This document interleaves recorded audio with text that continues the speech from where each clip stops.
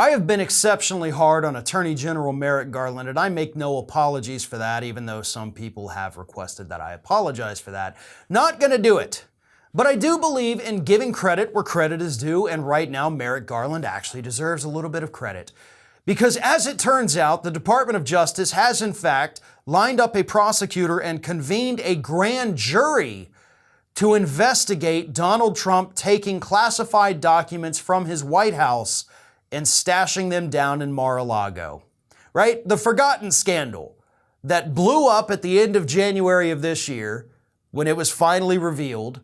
Then later on, it was revealed that some of the documents were in fact marked classified. That was only revealed after he gave them back following requests from the January 6th committee and victories and lawsuits that actually allowed them to do that.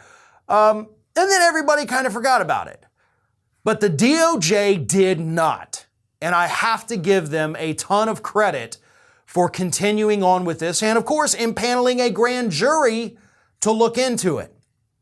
So in case you're not familiar, let's rehash the scandal real quick here.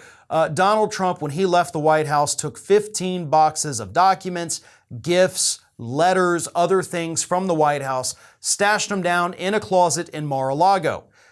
And part of the thing that the grand jury is going to have to determine is whether or not whoever packed these up and sent them down there, and of course it has to look at how they were stored and where they were stored, they have to make sure that the intent was there, that everybody knew this was against the law. But I'm going to go ahead and say that they knew that, at least in my estimation, based on the available evidence we've seen over the last few months. I find it hard to believe that they wouldn't know that it was against the law. Because some of the reports that have come out about these boxes when they were at Mar-a-Lago was that everybody knew they were in this closet and everybody knew they weren't allowed to touch them. They were in Donald Trump's residency at Mar-a-Lago. Okay, they weren't just stuffed in a supply shed. They weren't tucked up in the attic. They were in a closet in his residence in Mar-a-Lago, and everybody that worked there knew you weren't allowed to touch them. So they knew something was up, right? They knew there was something special about these boxes. Now, whether or not that proves intent, it doesn't necessarily.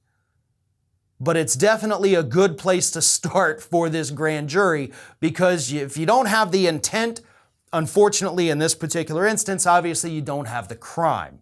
Which honestly, I find that to be a little ridiculous as well, right? Intent or not, this was still illegal. It's like if you get caught speeding because you didn't see the speed limit sign had dropped, you still get a ticket for speeding. Even if you didn't know the speed limit was lower than what you thought it was, you still broke the law, you still get the ticket.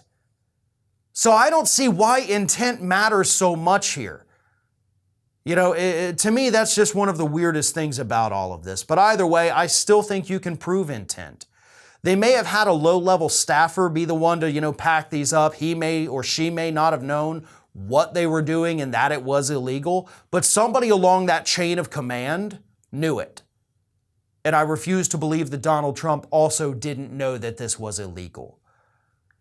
Hopefully it'll all come out eventually. The grand jury is there. All props, whatever, to the DOJ for finally going after Trump about something. And this isn't a minor thing either. It might not be the biggest thing, but technically it is something that does carry a penalty that includes jail time. And hey, take what we can get. Thank you to the DOJ for doing this. This is Hattie. Hattie wants to know why you have not subscribed to our channel. You obviously like our videos, so do us a favor and subscribe.